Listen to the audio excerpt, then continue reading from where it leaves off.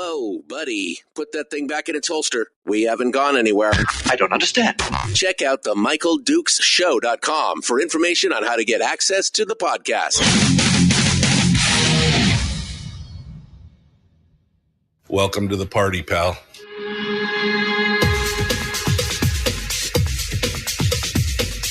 The Michael Dukes Show. The greed and the entitlement is astounding to me. What more could you want from a low-budget radio program? This is a dumpster fire. That's just BS. It is time to get a new perspective. We know just what you need, and we've got just the cure. Open wide and prepare for a steaming hot cup of freedom. I just don't fathom it. The Michael Dukes Show, streaming live across the world. Live around the world on the internet at MichaelDukesShow.com and across the state of Alaska on this, your favorite radio station and or FM translator. Hello and good morning to you. It is the Michael Dukes Show. It is just another beautiful day. And National Weather Service was like, oh, we expected that storm to swing a little bit differently than it did. And lo and behold, I don't know, I got like 7.5 inches of snow here at the house. And the roads are a mess. And the schools are closed in Anchorage. And it's a white Christmas, my friends. Welcome to it. And good morning to all of you here in the state of Alaska and listening to the show. It's the Hump Day edition of the show, and it is it's it's beautiful out there, man. It's just beautiful, and we're ready to do it today. We've got some great guests. We got some great guests, and we are ready to.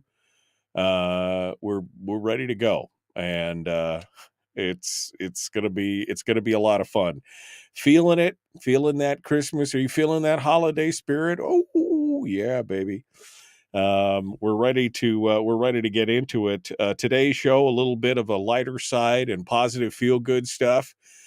Today we start off in hour one with Michelle Overtreet, who is the executive director of My House. My House is an organization in the MatSu here who has got they deal with the problem of teen homelessness. Now, if you'd asked me 10 years ago if that was a problem, I would have said, that I'm sure homelessness can be a problem, but teen homelessness specifically, well, it's a deal. And Michelle Overtreet has been fighting this fight for many years, and they've been doing some good work. And it's been a while since we've talked to her, so I thought we would invite her on the program to talk about the program, on the show to talk about her program, and everything that they do and everything that's going on. So I'm looking forward to talking with her about that in hour one, and then in hour two, we're going to do our visit, it'll be our final visit of the year with Representative Sarah Vance. And I promised her that there would be holiday cheer.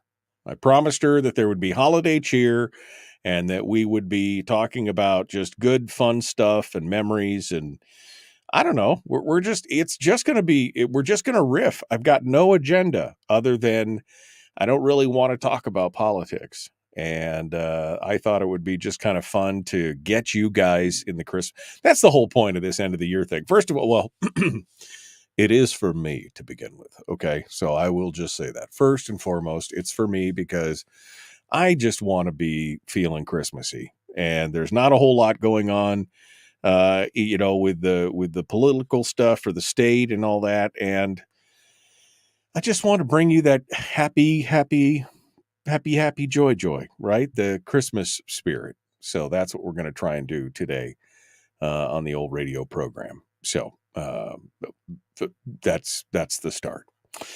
So if you're digging yourself out here in the MatSu or in the South Central area, I guess Fairbanks. I was talking to my buddy Perry yesterday up in Fairbanks at the stations, and he said you guys were expected to get a bunch of snow as well, 5-6 inches or something.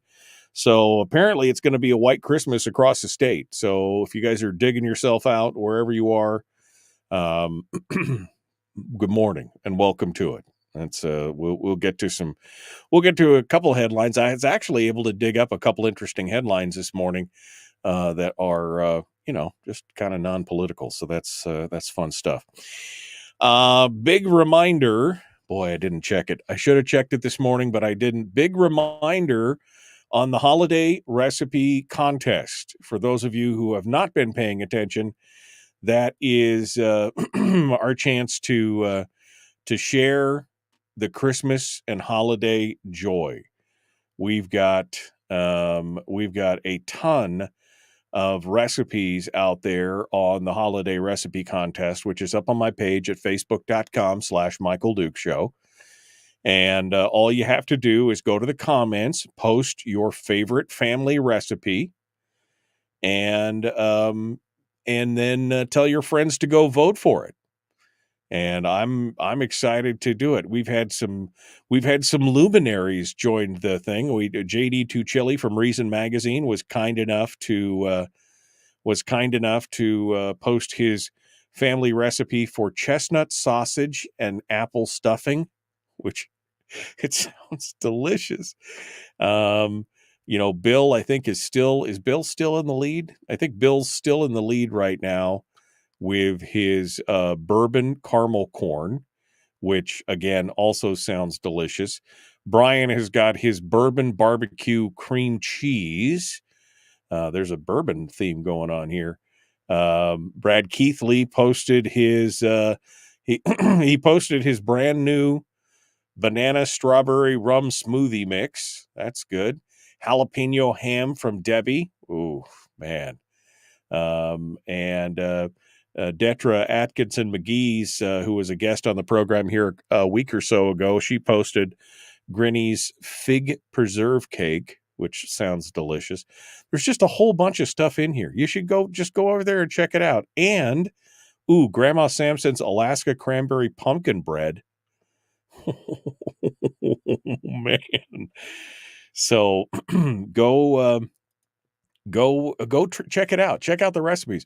And of course, the best part is that we're sharing all the recipes and we're doing it. Ooh, Denise put up her eggnog mixture. Mother Hoekstra's Dutch Advocate eggnog. Whoa. All right. That looks delicious as well. We'll have to try that. Anyway, so whoever wins the most thumbs up, the most votes, thumbs ups, likes, loves, whatever, is going to get a chance to win either a delicious bag of beer curler coffee and a coffee mug, or if they prefer, 2 gift certificates to Point Blank Firearms and Self-Defense. I have 2 basic pistol course certificates that you and a friend could go take a basic pistol course together. I know that seems weird for a holiday thing, but I had them there and I thought, well, why not? So it's a good opportunity if you'd like to do that and you like to share. And what I'm trying to get you guys to do is to break out grandma's secret recipe or grandpa's secret recipe that you use every year for the holidays that you look forward to. And we're trying to share the love. That's what we're trying to do. We're trying to share the love. All right. So, man. Okay. What do we got for stories? Brian's like, I wish I had friends. And then Terry said that she found chestnuts at Cars in Wasilla. So, because I was asking the other day, because JD was talking about this chestnut sausage apple stuffing, and I'm like, man, I don't even know where you get chestnuts. Apparently you can get chestnuts at Safeway. Okay. A couple different stories that I have time. How much time I got time here? I got time here. I may have found Santa. I'm just saying. And Santa may be from Russia. I don't know. A man has been accused of being a stowaway on a flight from Denmark to the U.S. after he apparently disembarked at LAX last month without a passport or a ticket. Despite not appearing on the manifest for Scandinavian Airlines Flight 931, Sergei Vladimirovich Ochigava, who, according to court documents, is a dual Russian-Israeli national in his mid-40s, appeared to make little to no effort to hide his presence during the roughly 12-hour flight from Copenhagen on November the 4th. He walked around the plane, changed seats regularly. He requested 2 meals at each meal service. He tried to strike up conversations with fellow passengers, and at one point, he even attempted to eat some chocolate belonging to crew members, according to an affidavit. He pled not guilty to violating a section of U.S. Criminal Code that prevents anyone from boarding or secreting themselves on an airplane vessel without the consent of the owner. According to the affidavit filed by the FBI, and from a November 5th interview, he said he hadn't slept for 3 days and did not understand what was going on. The affidavit states that he did not remember how he got on the plane in Copenhagen. He also would not explain how or when he got to Copenhagen or what he was doing there. He claimed he didn't know how he passed through the security checks without a ticket. They got pictures of his. They got a warrant for his phone, which he opened for them and showed basically television screens displaying flight information for destinations around the world from an airport, and screenshots showing a map of a hostel in Kiel, Germany, and other places. He said he has a PhD in economics and marketing and worked in Russia a long time ago. I mean, he basically just walked right off the plane in Los Angeles. They got footage of him just disembarking the plane and presenting himself at customs, at which point they discovered he was not a listed passenger on the flight and that he was unable to produce a passport. I mean, this guy just slipped right. He's like gray man. He just slipped right on the plane. He had no idea how he got there. He told the border officials, he said, I apparently left my passport on the plane. They couldn't find his passport number listed in the system. They searched his bag and found some identity documents for both his Russian and his Israeli identity, but no international passport for either country. And he just was like chatting people up, walking around, ordering meals, snitching chocolate, and then just walked right off the plane, right up to customs and says, I'm here. I just don't even know what. Is that you, Santa? Is it you traveling coach these days? Is that what's going on? I've got no clue as to what's happening there. If you got kids that are looking for a for a good job, well, here in Alaska, we're about to receive a bunch of money from the federal government for infrastructure projects. Now, love that or leave it. There's an opportunity here. The Alaska Carpenters Training Trust Apprenticeship Program is working to fill the gap. They've got a training program. It's a 4-year program. It's available. Doesn't cost you a thing, and no experience is required. All the training is paid for by membership and the hours they work. There's no tuition, no book fees, no tool fees. It's essentially 100% free. It's 960 hours of training at the training center, which is done in 1 6-week block for each of the 4 years. In addition, there's 6,000 hours of on-the-job training required. Now, you're not paid for the 6-week block of time for each year, but you are paid for your hours that you are doing in the field, and you're paid $26 an hour, which, I mean, this sounds like a smoking hot deal. Once you graduate, you receive a certificate as a journeyman carpenter. So kind of a, no, I mean, you got to join the union and do all that stuff, but if you're going to get all that free anyway, you can go over there and check it out. If you've got kids that, you're trying to get out of the house and motivate, maybe they want to go do something with their hands, you can go to alaskacarpenterstraining.org and get all the details. They've got training centers in Fairbanks and in Anchorage. That's alaskacarpenterstraining.org. So a couple good stories to start the day off with today. All right. That means It's time to go to the break, and we're going to come back. Michelle Overtreet is going to be joining us. We're going to talk about my house. It's all positivity, man. It's all good stuff. Let's restore our faith in humanity, shall we? And enjoy something good. Merry Christmas. The Michael Duke Show. Common sense, liberty-based, free-thinking radio. We got more coming up with Michelle Overstreet in my house. Up next, right here. Don't go anywhere.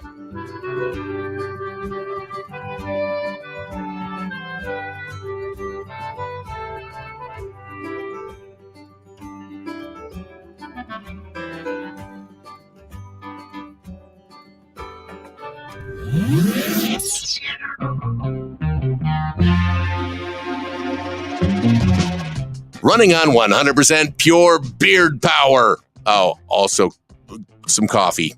We dip our beard in coffee. Ha, nice beard. The Michael Duke Show.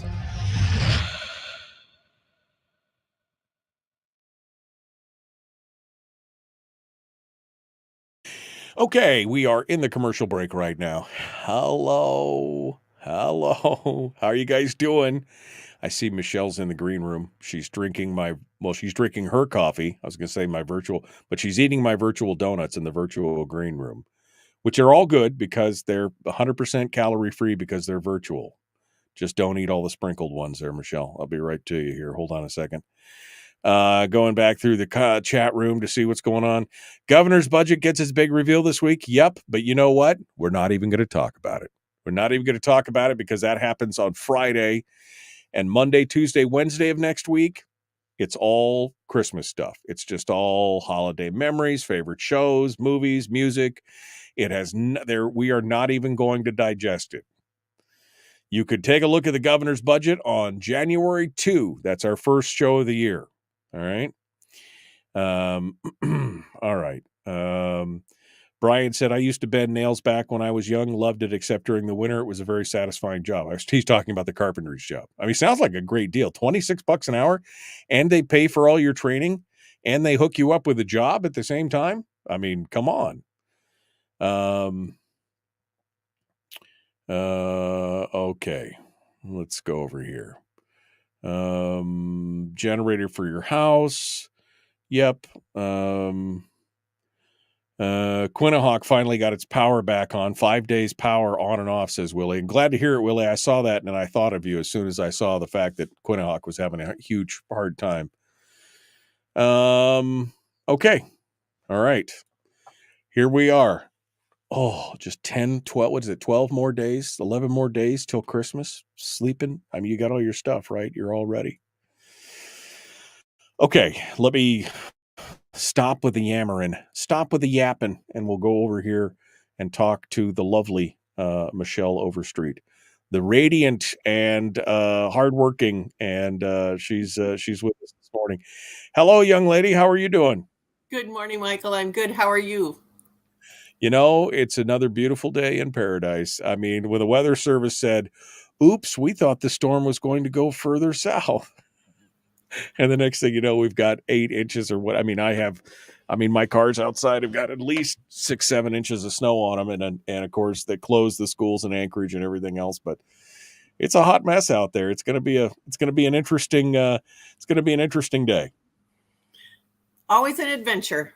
I love that about Alaska. Yeah. You don't like the weather? Wait 15 minutes. It'll change. You can do it. Well, I'm excited to talk to you. It's been a while since we had a chance to chat, and I want to give you a proper introduction when we return to the radio here in about 90 seconds. So I won't get too far into it. I wanted to just check your audio and video and make sure that you're ready. You got a cup of coffee? I saw your cup of coffee. That's important on the show. I think I'm ready if everything's good on your end. Oh yeah, everything's real good. So we're going to get started. I appreciate you getting up so early. I know that, people are like, what time? And I'm like, well, it's 6 in the morning. Yes, in the morning. That's it. Oh man. So I appreciate you. You aboard. We're all in this together, Michael. We're all doing our thing. Yeah, no, I'm excited about it. All right, well, I'll put you back in the green room here for just a second, and we'll come back to you here as we get ready to return. Oh, just a thing, Michelle, when you hear the ding, which you'll hear in a few seconds, if you ever hear that while we're talking, that means that we're about to return to the radio in a 30 seconds or so. So you need to wrap up. If we're dinging, we need to wrap up and get ready to return. Or if you hear the music coming up underneath you, that means that we've got to go take a break. So I just wanted to, I usually like to tell people that just in case they need to know. All right. Wow. Oof. I am ready to go. You guys ready? Let's get this going on here. The Michael Duke Show, common sense, liberty-based, free thinking radio. That was the ding, by the way. We're ready to jump back into it. We are 18 seconds from rejoining the radio. Please like and share, subscribe, ring the bell, do all the stuff that you need to do to, that's why it's called a morning show. Yes, Mr. Smarty Pants. That's why it's called a morning show. Here we go. Let's do it.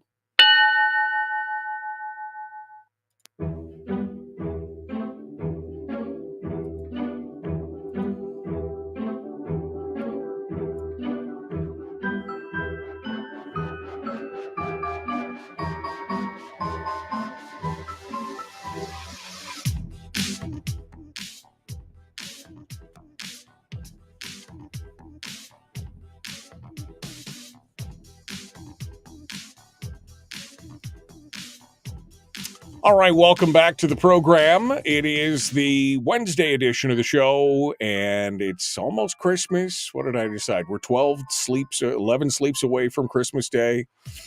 Oh, man, we are ready, and we're trying to bring you the good news, talking about some uplifting things. We start off this morning talking with somebody I haven't talked to in a while. I'll tell you, about 10 years ago, when I first got down to the South Central area, when I was working with one of the radio stations down here, I got a first chance to meet Michelle Overtreet over there at my house. And it was an eye-opening experience because I had no idea some of the issues that were going on in the MatSu, being a newfound resident. And I got a chance to meet one of the hardest working ladies in the business down there of helping people, especially the homeless youth of our community. And we got a chance to do a webathon or a radiothon and all kinds of stuff. It was a lot of fun. And they do a lot of good work. And several people in the chat room have already said what a great person Michelle is. I already knew that because I've been working with her for on and off for 10 years. She joins us this morning. Good morning, Michelle. How are you? Hi, I'm great, Michael. How are you? You know, I am doing just fine and dandy. And I'm ready for I want to feel that Christmas time. Don't you? I mean, are you one of those people that here's how I'm either feel it and I'm like into it. Or sometimes I'm like, well, and I would much rather feel it than not. Are you that same kind of way? Do you get overwhelmed? I am. Good. Well, hopefully we can, bring out that Christmas spirit in everybody today. So Michelle, first and foremost, you're the executive director of My House, which is in the MatSu. It deals with homelessness and youth and teens.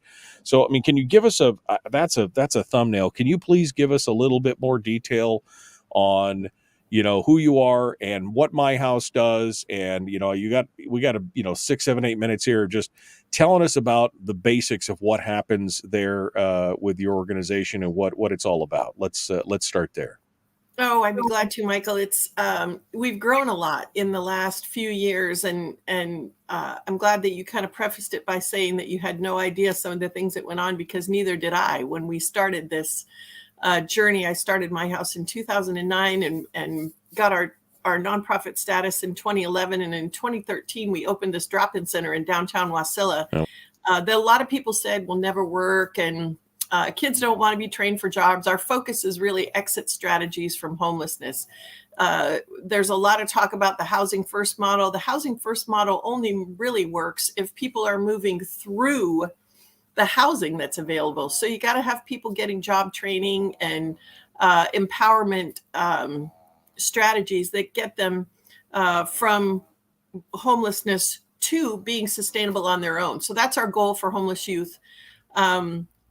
Our drop-in center has 2 businesses. When we started in 2011, the Alaska legislature passed a measure that allowed nonprofits to own little for-profit businesses. But the funny part about it for us was that our little businesses have never made any money, really. It costs us more to run them than it does. Right. Right? They don't make any money, but we train kids. We've trained hundreds of kids at this point that have come through the program. And for kids since 2020, for kids who have completed the training with us, either in our cafe as baristas and food service prep staff, or in the boutique as retail salespeople, if they complete the training, 100% of those kids are working. And the magic about that is that most of them are not just working at the level that they were trained at. They move on, they come back. You mentioned some construction training earlier. I'm really glad that you're promoting that, because a lot of the kids that we work with, they get get started, and they get so excited about their capacity and potential that they move on and get additional training. And Right. that's really what we're hoping for, right? 68% of the kids coming in the door right now have no high school diploma or GED. So the first order of business is to get them a high school completion and get them some job skills that are useful in the community. Right. Well, and that's, I got to be honest, that was one of the things that struck me first. Now, I'm a libertarian, and sometimes that means that everybody hates you from both sides, because you're like, I don't adhere to one thing. But one thing that really impressed me was that when I first looked at my house, is that it wasn't just, we're trying to help or coddle or give them shelter or you were all about, let's give them life skills and training. You've got the cafe with the coffee stand. You've got the thrift shop, which is the other place, teaching them about retail and all. And I was just impressed that, you were giving them that kind of opportunity, which, is from my experience, which arguably is very limited in this kind of this area. But my exposure had always been, well, we just give them housing or shelter, or, point them in the right direction to do this. No, you guys are putting them hands-on into the workforce right there on the spot, and they were thriving. I talked to several of these kids over the times that I've been there and visited and everything else, and these kids are excited to be there. Yeah, they are. There's really a culture of learning and growing and getting more healthy. In the last 6 weeks, we had 3 of our older clients that were really coming and going and not doing well. They were using drugs and alcohol, and the case management staff was concerned, for their safety. And we in our building, we do food, clothing, showers. They can bring their laundry, case management, wraparound services, assessments for drugs and alcohol and behavioral health. A lot of different things that are supportive services, but we also provide a lot of food. We have a hot meal there every day at 3:00. We have a table where there's snacks and fruit and food that they can eat. I want them to eat good food. If they don't eat good food, they don't have nutrition. Their brain doesn't produce the neurochemicals to actually make good decisions, and they do stupid stuff, right? Right.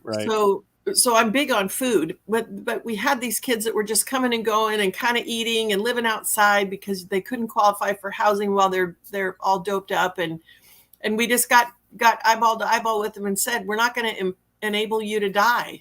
The deal is, we're here to help you get better, not to prop you up every day so you can go back out and do dumb stuff. And so we're going to limit your ability to come in here until you decide you're going to do something and recognize the value you have to us. And we were so pleased. The first kid went to treatment in 3 days. The second took about 2 weeks. And about a week after that, the second kid went. The third kid, who's a tough street kid, came in and was kind of fighting with the case manager. He was kind of loud, and he was like, you guys are making me do stuff, and I don't want to do stuff. And the case manager said, well, tell me what you do want to do. And he said, I just want to have a life. And the case manager said, this is how you get a life. And so your comment about life skills is spot on. And so all 3 of those boys are in treatment. 2 of the 3 are in our housing and doing well. Sometimes it's 2 steps forward, 1 step back, but we don't shoot our wounded. And the goal is to walk with them. And that right there, Michael, is how we prevent having adult homeless in the community that are panhandling on the corner. Absolutely. And what shocked me more than anything else, and maybe we should go back for just a minute to talk about the beginning of this, because I too am interested. Rick in the chat room asks, Michelle, what happened at the beginning for you to get a start here at my house? What was the genesis seed of this whole thing? Can you give me a snapshot of how everything got started? I can, and some of it was me and my own experience. I was born and raised here. I'm a Valley girl. I played on the first state championship basketball team at Wasilla High School for girls basketball, and my family is all here, and my husband was also born and raised here. And when I finished graduate school, I worked at Alaska Regional Hospital for 5 years and watched a lot of street people come and go from the ER, trying to get assessments on them and get them into drug treatment. And I was really touched by that. I had a little brief stint where I was homeless when I was in graduate school through a series of things that were not my fault, but the apartment that I was supposed to move into wasn't ready. So I had weeks of not having a place to live, which was really stupefying, And so I was working at Burchell High School before 2000, and Diane Demoski and I was the school nurse, and we kept saying, gosh, there have to be more resources for these kids that are homeless. They need more support. They need more life skills. They need drug resistance training, because they're all being exposed to all this stuff, mostly in their homes. And in sort of the conversation of that, the Dorothy Saxon Shelter opened in Palmer, and my husband and I left state. So I was gone for almost 10 years. And when I came back in 2009, nothing had changed. I went back to work at Burchell High School as a master's level therapist. I was doing graduation coaching, and we were really having a lot of success, and we were handing out sleeping bags and gas cards. And you know what I said, Michael, I think I said this to my mom. I said, you know what? How embarrassing would it be if I called up all the girls from my high school basketball team and said, we got this great idea. We're handing out sleeping bags and gas cards. Isn't that awesome? And wow. And we've got to be better as a community. I wanted to be better as a person than doing that. I wanted my community to be better. I wanted the organizations that wrap around social services to be better and to work together, and that wasn't happening. And so I spent weeks actually in the fall of 2009 researching models for homeless youth, and what works and what doesn't. And there was a lot of data out there about what didn't work. There's a lot of stuff that didn't work, and a lot of complaining about the kids won't do this and they won't do that. And so I started talking to kids at the school. The Palmer Lions Club donated an espresso machine, and we did a pilot project at Burchell High School and said, well, what if we train kids for jobs? What if we train them to be baristas? There's a little coffee hut on every corner. Let's try that. And so we trained 17 kids in the fall of, I think it was 2010. And of those 17 kids, 3 all homeless girls ended up working as baristas in coffee places. And they made enough money doing that. Sometimes they made $100 a day in tips, even back then. And they made enough money to be able to pay for their own place. They didn't have to be outside anymore. So I knew that would work. And I developed this little PowerPoint, and I looked at places like John Bon Jovi's Soul Kitchen. What about the food that they provide is really helpful and makes that program work? Delancey Street in San Francisco is a drug treatment program that provides job training, and it's extremely successful. So I was looking at these places all over the country. Portland had a little Ben and Jerry's ice cream shop with 8 beds upstairs. The kids sleep upstairs. They come downstairs, learn how to make ice cream cones, and go to school. So I was like, surely we could do something like that in the Valley. And I went to several different places. I didn't get a lot of love, but when I went to the city of Wasilla, Vern Repright was the mayor at that time, and Vern said, boy, I think this is a great idea. But Bert Cottle was sitting behind Vern Repright, and Bert leaned around and he said, what do you need to get that started? And I said, I need a building between Wonderland Park and Cars, a block off the Parks Highway. And Bert actually helped us develop that and get that building up and running. And we couldn't get any funding. Everybody who was a funder looked at what we were doing and said, it'll never work. It's not sustainable. The kids won't come. They won't get training. There's no money to pay for what you're doing in any social stream, federal or state. And so I started just talking to people about what I was doing. And we had about $100,000 in donated construction to build the coffee shop inside the old Husky Electric building. And it was such a blessing. I'll just tell you this, Michael, this community is incredible. And across the state of Alaska, I really felt like we had old school love, Alaskan love. And if you know, Right. if you know what I mean by that, I had a Far North Mechanical showed up with all this copper pipe to run plumbing from the back of the building to the front where we were putting the coffee shop in. And they had a plumber there who was there for probably 6 weeks every single day and brought all the supplies, brought sinks, installed all the faucets, the sinks, everything we need for the little commercial kitchen. And we never paid for any of it. He donated all of it. And I've still never met that guy. It was probably tens of thousands of dollars. Pete from Commercial Contracts Incorporated in Anchorage did commercial flooring. And I called him and said, we're looking for flooring. And I had a contractor that connected us, and he donated all this, the squares like are in the school cafeterias, right? The linoleum squares.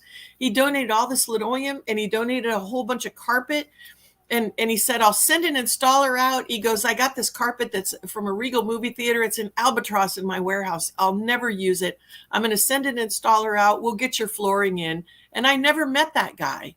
And his flooring guy was there for weeks putting all this flooring in. I came in one morning. I couldn't sleep while this was going on because I really felt like I was supposed to do this. And I was so passionate about the kids having an opportunity to just not be homeless, right? We give them the opportunity. If they don't take it, then that's on them. But let's give them some additional opportunities and support. So I couldn't. Hold on. I'm sorry, Michelle. I'm enthralled by this, and I realize we're running a minute late here, so we got to get jumping on. We're going to come back to this. We're talking with Michelle Overstreet about My House. I want to continue this discussion for sure. We're going to continue here in just a moment. The Michael Duke Show, Common Sense Radio.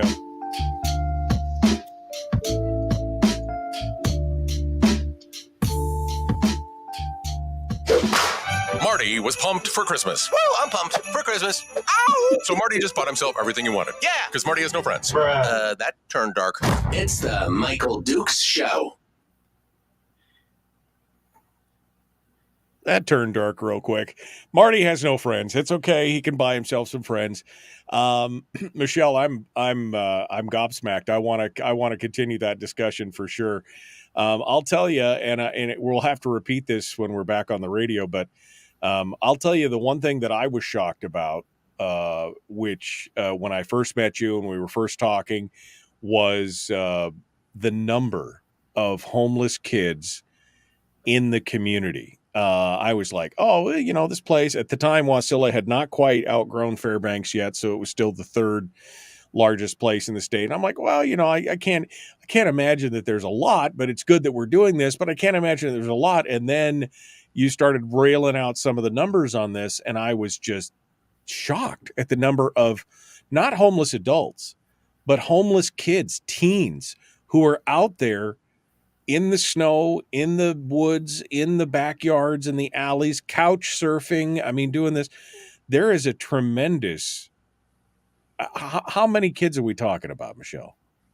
Well, we have we've helped over 1,000. I think we're coming up on 1,100 kids total. Our current active clients, which means we've had eyes on them in the last 6 weeks, is at about 350. And we see an average of about 100 different kids a week. 300, I'm trying not to get too emotional here. 300 kids without a home that loves them or cares for them, or at least puts food on the table and something, gives them a bed to sleep in. You mentioned earlier, these kids were, a lot of them, exposed to drugs and things like that in their own homes. And I was so shattered when I first heard some of these numbers that I was just like, I mean, it's crazy. And these are not foster kids, Robert. We're not talking about kids who are in the foster care. We're talking about kids who have just slipped through the cracks, and they're just, I mean, this is Wasilla, 300 kids in the MatSu Valley. That's a lot. And you focus primarily on kids or like in their high school years, right? Mostly in that kind of area. Yeah.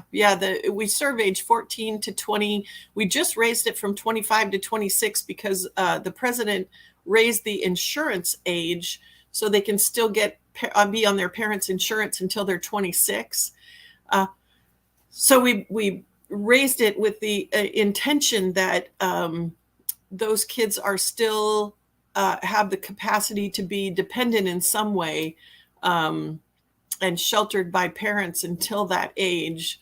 But the truth is that we were trying to get kids through drug treatment. It takes them a while to decide they're going to go to treatment and then get through treatment. And we were trying to support them and get more kids trained for peer support jobs in that field. And there's a whole industry that has grown out of a young man who was a college intern with our organization in 2015 and now runs the largest treatment program in the state of Alaska.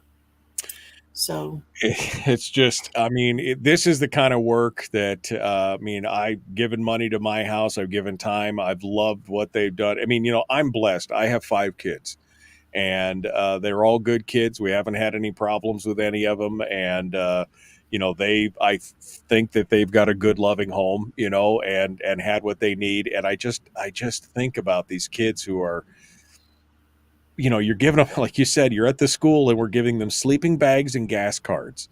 And it wasn't gas card. Here's the story that killed me. It wasn't just gas cards so the kids could drive back and forth. It was so that they could start their cars and stay warm enough to run the cars at night so they could sleep in the car. Yes. And it wasn't, it just breaks my heart, you know. It's crazy. It was crazy. Yeah. And I couldn't do it, Michael. I could not do it. My husband got up in the middle of the night one night and I was on the computer and sat down next to me on the couch and said, okay, tell me what's going on.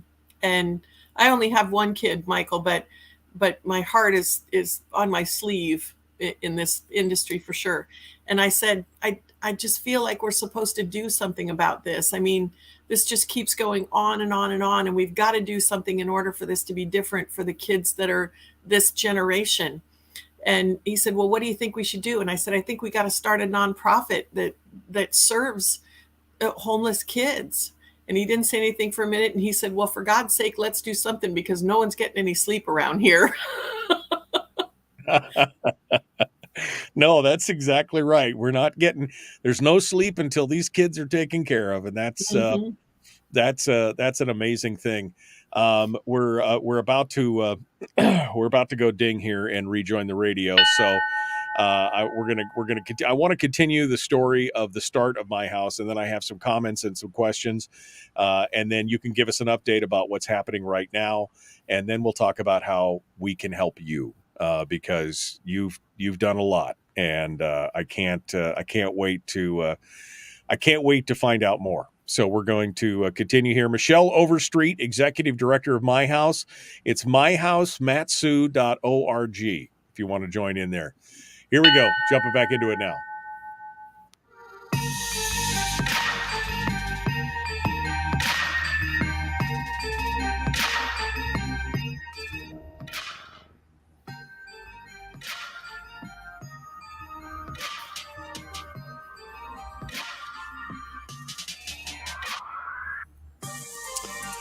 All right, we're continuing right now with Michelle Overtreet from My House, and we were getting the story about how it all got started and how the community just came together.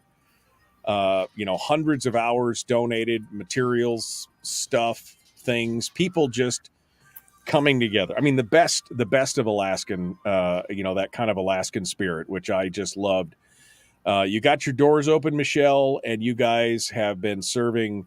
And again, one of the things that I said, and we were just talking about it during the break, but we'll repeat it here, is that one of the things that shocked me most of all was the number of kids. I thought, well, it's Wasilla, it's MatSu, it's a big area, but it's still, there's not that many people, so there can't be that many homeless kids that we're talking about.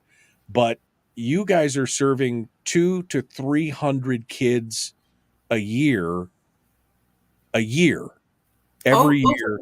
Over 300, yeah. We have over 1,000 total clients, which is really cool because a lot of those clients come back. We had a funny thing a few weeks ago, and this happens once in a while. Our drains get clogged, and Larry Murray Drain Cleaning has been so good to us. We call them, and they come over to clean the drains. And here's one of the kids that was one of our clients about 8 years ago, working for him. Right. I felt like was our biggest successes was when Bert Cottle was helping us get this started. We were talking about the job training piece, right? We had kids going through our training program in the cafe, and we had to get approved by the state of Alaska and develop this training manual. And Charity Lovelace helped me do that. But and at the time, we had a lot of kids coming in. It was brand new, but the word traveled like wildfire, and we had lots and lots of kids coming in. Today I said we've served over, I think we're coming up on 1,100 total clients. We have about 350 active, which means we've seen them or they've called us or contacted us in the last 60 days. And we see an average of about 100 different kids a week. And so it's a lot of kids. I'll throw out a couple more statistics or data pieces. In February of 2022, we had an influx of kids, and 1 out of every 3 kids coming in the door reported that they had been trafficked or sold by somebody for sex. And that included young men. It was the first time we had really had young men come forward and say, hey, this is happening and I'm trying to get out, but it's hard. And so a timeline, I'll do a little timeline. We opened the drop-in center in 2013. In 2015, we started a MatSu opioid task force, and Michael Carson, a retired school teacher, has been at the helm of that since then for 8 years. We had Governor Walker, who signed the opioid bills that put into place the opioid monitoring system that helps us track people who are addicted to opiates and seeking drugs through emergency rooms and things like that. The other thing that happened in 2015 is I had a college intern who came to work with us, and he was a terrible intern for homeless kids. And so I called him in my office one day and I said, I can see that you want to be here, but the homeless thing is just not your jam. What is it that you want to do? And he said, well, I'm a young person in long-term recovery, and what I really want to do is develop a treatment program that's staffed by all people in long-term recovery, and from the bookkeeper to the CEO. And I said, well, why don't we get that started while you're here? Because otherwise I'm not going to pass you on your internship, but let's start it. What do you need to get started? And so he and another guy flew back to Virginia and got this training at a place called the McShin Foundation for Peer Support. And they brought that concept back here. And I would be willing to bet that we have the largest population of peer support workers in the state. We have the best treatment programs. That young man now runs a residential treatment program, an intensive outpatient treatment program, an outpatient program, and sober living. And we partner with him for getting our clients into treatment and clean and sober. And the beautiful thing about that is that we used to have to wait 3 to 4 weeks for an assessment. So if we got a kid who comes in, he's addicted to heroin, we're trying to get him off the street, and he's got to wait 3 weeks for an assessment, we lose them. Sometimes they die before we can get them in, right? It's bad. And we don't have that anymore. That young man also opened the Day One drop-in center that is a crisis stabilization center. So they do detox. So we can actually take kids that are addicted to heroin and alcohol over, they can safely detox and then go to treatment. And this is revolutionary for our industry and for keeping kids alive. So 2015 was a big year for that. 2017, we started recognizing the human trafficking element, and I didn't know anything about that part. Right. I see cars going through my parking lot over and over again, and I'm like, why are those guys driving through our parking lot? And then I start seeing really nice cars parked out there with young men, young, good-looking men sitting in the driver's seat waiting for girls to come out. And we had to just do some real straight up conversations with a couple of those young men. And I'm a real nice person, but I'm also real clear about what's okay and what's not okay in my parking lot. And we set some real solid boundaries. Yeah. Well, I will tell you this, Michelle, that the one thing that really was music to my ears is when you said early on, you said you needed to look at places that had dealt with these issues and had success. And I think that's one of the failings that we've had in homelessness in general, is many communities think, oh, we can figure this out. And they try a million different things and they end up like Seattle or Los Angeles or Portland or something like that, instead of looking at places like Austin and that have dealt with. And finally, we're seeing some of that come around where people are like, well, let's bring in people who've dealt with this successfully and figure it out. You guys did that from the beginning, and I think that's amazing. I can't believe it. We're down to 2 minutes already. So what can we do for you? What can we do for MatSu My House? What can we do to help this in the community? Because this is needed. So how can people help? They can come by and shop in our businesses. Come by Gathering Grounds Cafe at 300 North Willow and buy coffee from the homeless kids that are in training at that cafe counter. We just underwent a big $100,000 remodel in there. So we've got commercial appliances instead of, prior to that, we had like your grandma's refrigerator and a glass top stove. We were just making it work. So come by and buy coffee, come shop in the Steam Driven Boutique. If you feel like you want to make a bigger donation, you can go to www.myhousematsu.org. There's a PayPal button there. But come by and visit us. One of the most powerful things that we do is bring the community in and validate these young people and help them to understand that they're part of a caring community and they matter. I can tell you right now that the work that they're doing over there is so important. And if you have you got a few bucks to give this year, you can donate it to My House, or you could say, my kids love going to the Steam Driven, the thrift shop there, the boutique, getting some coffee, doing whatever. Michelle, thank you for all you do. And thank you for stepping up. And it's just amazing to watch. And I am so appreciative of you. And I know everything you've done for this community is just amazing. So Merry Christmas to you, and Merry Christmas to all the kids out there. And thank you. Thank you for what you do. We appreciate it. Thank you, Michael. Thanks for sharing with me. Well, it's always good. It's always good. We should do this more often is what we should do to get you guys. Should. Yeah, it'll be more fun. All right. Thank you, Michelle. Hold the line for just a second here. Folks, we're out of time. We got more coming up. Sarah Vance is up next. The Michael Duke Show.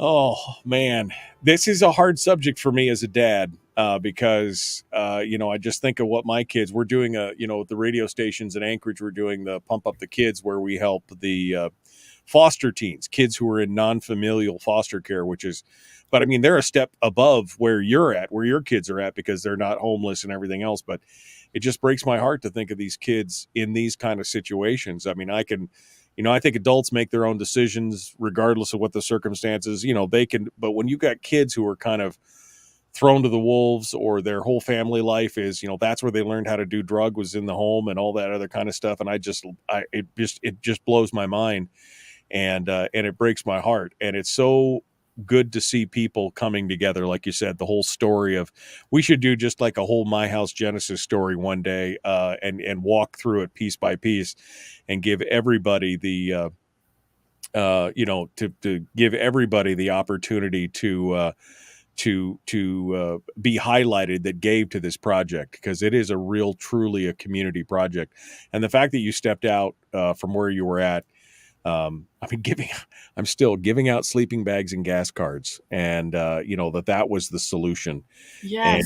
And that's a Band-Aid on a gushing arterial wound is what that is. And that, my case manager, Brian, just used that exact analogy last week about, trying to treat an addiction with a sack lunch that somebody hands out, Right. And I'm really proud, Michael. I'm so proud of this community and the way that we have come together and stayed together to build this and provide the support systems and wraparound services for the youth. We're working with Homer right now to build a similar place in Homer. And I did a 2-hour Zoom call with the group that's putting that together on Monday night. And they said the same thing that you said. We just can't keep going and have nothing for these kids. There's right. That it's so necessary. We're also working with a group in Medford, Oregon, and I have staff that are flying down there to help them do what we've done. And also a program in San Diego. It's catching on. And I like your idea of really highlighting the genesis, because I think people look at what we're doing right now and they say, we can never do that. It's you guys do so many things and it's so big. But the fact is that the way that we do that and the reason we do it is because it's working, and we've got momentum, and we've got all these kids coming back and working as peer support, and they're now part of the solution.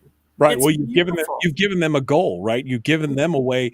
I bootstrapped, you were bootstrapped up. Now help other people lift other people up in the same situation. I mean, that is an amazing opportunity. And I wish we'd mentioned the Homer thing, because the show broadcasts in Homer. I wish we'd mentioned the Homer thing as well. Is the organization up and running, or is it still it's in its infancy, or? It's in its infancy. There's a church that bought a building, and what they called me and said, I actually flew there 5 years ago and talked to them about what we were doing with 9-Star and a guy from the State Housing and Homeless Coalition, who always shows up when there's money on the table. But it's so annoying. Surprise. But so they have been, for 5 years, this has been kind of percolating for them. And they called and said, our church finally bought a building and we need to know more. And they were a little bit overwhelmed. And I said, it's like, eating an elephant. You just do it one bite at a time. Just put together some little things at a time. Get the food together so you're giving kids food, healthy food. We're not mac and cheese and hot dogs. We want salmon. We want grass-fed beef. We want vegetables. We want fruit, the stuff that their brain makes neurotransmitters out of. And so the Homer connection, I'll come back another time and we can talk about that when it's more developed. Sarah Vance of Homer, Representative Sarah Vance, is in the green room right now watching you. So, I mean, maybe we should come back and have a whole show about Homer as well. And you give me their contact info. We'll have them on the program talking about it as well. And, we're gonna franchise. It's a free franchise for my house. We're gonna franchise it out everywhere and make it. Yeah, I love it, and I love Sarah Vance. We're actually, this will be our second year of traveling to Juneau to advocate for human trafficking legislation. Would you believe, Michael, that last year Sarah invited us to testify at a Senate hearing and look at what was happening in Juneau around human trafficking. And every office that we went to, there was a group from San Francisco that was trying to advocate for legalizing prostitution that went right behind us. And so in the Senate hearing, Gwen Adams, who testified before I did, said, you can look anywhere in the world, and everywhere that they've legalized prostitution, human trafficking has blown up. It's gone through the roof. And one of the senators that was in that hearing actually stopped the hearing with his iPad and said, wait a minute, she's telling the truth. There are a lot of us that have been hearing about how legalizing prostitution is the solution. I'm looking at Google, and the top 3 returns are saying trafficking explodes when you legalize prostitution. Right. So it was a goat rope. We were blown away. I had no idea that was what we were up against. Yeah. Well, you guys are fighting the good fight. And yeah, so stay in contact. Get me the information for the folks in Homer. We'll interview them and everything else. Michelle Overstreet, myhousematsu.org.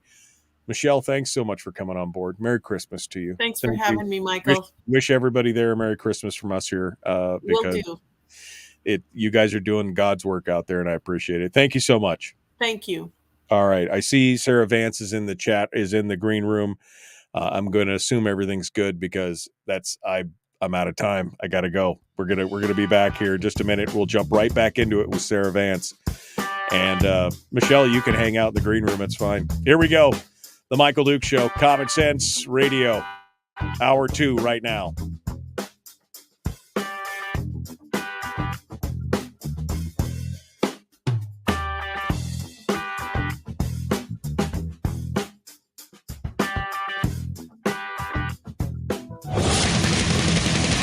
Whoa, buddy. Put that thing back in its holster. We haven't gone anywhere.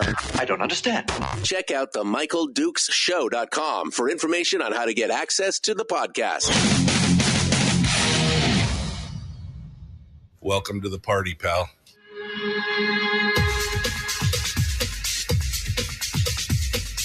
The Michael Dukes Show. The greed and the entitlement is astounding to me. What more could you want from a low-budget radio program? This is a dumpster fire. Sounds just BS. It is time to get a new perspective.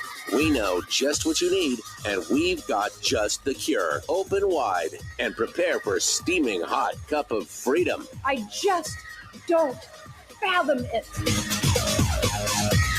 The Michael Dukes Show, streaming live across the world. Live around the world on the internet at michaeldukeshow.com and across the state of Alaska on this, your favorite radio station and or FM translator. It's hour 2 of the Michael Dukes Show. Wednesday edition, only 11 more sleeps till Christmas. 11 more. Geez, maybe I should go Christmas shopping and get that done. I don't know. Welcome back to the program, and thanks for coming in and joining us. Of course, it is the holidays, which reminds us that the holiday recipe contest is up right now on the Facebook page. We've had some more recipes. We didn't ask Michelle. Michelle's still in the green room. I think she's listening. If Michelle's listening, she should put up her favorite family recipe on the Facebook page and share it with us, which is what we've all done. And of course, we're going to be figuring that out. You have until the 19th, and then on the 20th, which is 1 week from today, which will be my last day of broadcast for the year, the winner will be announced. And that is the winner well, you're all winners, but you know what I mean. The person with the most likes and thumbs up. I mean, we're all going to get participation trophies, but somebody is going to win big time. This year, I got 2 prizes. You get your choice. The runner-up gets the remainder. You either get a bag of beer curler coffee and a 6 o'clock club coffee mug, or 2 certificates to point blank firearms and self-defense in MatSu for a basic pistol course. So you and a friend can go check out. I have a basic. It's a $250 value. It's not a bad deal. So you should go check. So if you win, you get the choice of which one you want, and it should be fun stuff. Speaking of holiday recipe contests, one young lady won the holiday recipe contest last go around, and that would be Representative Sarah Vance, who joins us this morning to talk about it. She won it it was a Kentucky bourbon blue ribbon. It was a delicious pie. It was amazing, and she is the winner. Hello, good morning there, Sunshine. How are you? Good morning. And it's Kentucky Derby pie. Kentucky Derby pie. It was amazing. My wife, it was great. And this is why we do the holiday recipe contest, so we can all share our secret family recipes that everybody loves and make the Christmas brighter for everybody. Are you going to post up something this year? Are you posting up something new? Well, I've had people email me asking for the Kentucky Derby pie. So I think I'm going to have to post it. I'm going to have to share my super secret recipe, because all the chatter on your page has been people emailing my representative email saying, please share your recipe. So I think it's a winner still. I think it could still be a winner. That is the fact. She could win twice in a row. I'm not going to disallow it because it was amazing. And I still get throughout the year, I get emails talking about my dad's brown sugar bourbon ham that I've talked about, and my grandma Faye's pumpkin pie. And I've had 2 or 3 emails about my grandfather's eggnog, which I have never posted the recipe for, but I will. But yeah, people, there's something about food that just brings people together. You know what I mean? And that is just amazing. Yes, my daughter was in Illinois with friends for Thanksgiving because she's out of state and wanted the recipe, and I gave it to her, and she said, "Mom, it's different than what yours." And I'm like, I do a little something different. Sarah Vance, that's not right, okay? I mean, the whole point of this, and this is what, I mean, I don't get mad, but I get a little frustrated. People are like, I'm like, oh, this is delicious. I'd like to get the recipe for this. And they're like, oh, my grandmother made me on her deathbed, said we can't share this with that. And I'm like, why? Who does that benefit? Do you get to feel superior in the fact that why? Everybody should share that joy and that love. Yes, it's my grandma Faye's pumpkin pie recipe, and it's a secret recipe, but I'm sharing it with everybody because everybody should feel that kind of joy. You know what I mean? Why would you hold back the secret ingredient, Sarah? That's just not right. Well, it's more like, do we have this on hand or do we have this on hand? How generous do you want to be with the bourbon? Oh, you got to measure with love. I mean, no matter what the ingredient is, chocolate, bourbon, brown sugar, whatever it is, you got to measure with love, you know? Well, there was one year that I accidentally put twice as much vanilla and twice as much bourbon. And I tell you, that pie would knock your socks off. And that's the pie that everybody loved. Of course it is.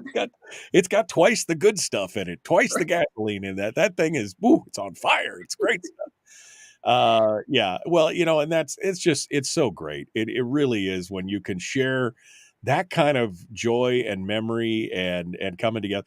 And I don't know what it is about food that, I mean, we all have to eat, but there's just something about food. Have you ever told somebody, well, I'm going such and such place, I'm going to Kalamazoo, I don't know, wherever it is, and somebody will always go, oh, I've been there. While you're there, you got to try Ma's Griddle or something, some place down there. And they're like, oh, really? It's just something about that people are like, oh, it's such a great thing to share. It's such a great thing to let your guard down and just enjoy yourself. And that's what this is kind of all about, right? I mean, this kind of reminds us of that. Yes, it's the hug on the inside.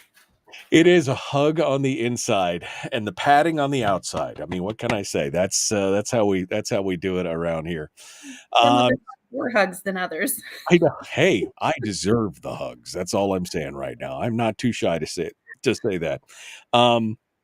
So she's going to repost. People are in the thing are already like, oh, she's got to repost it.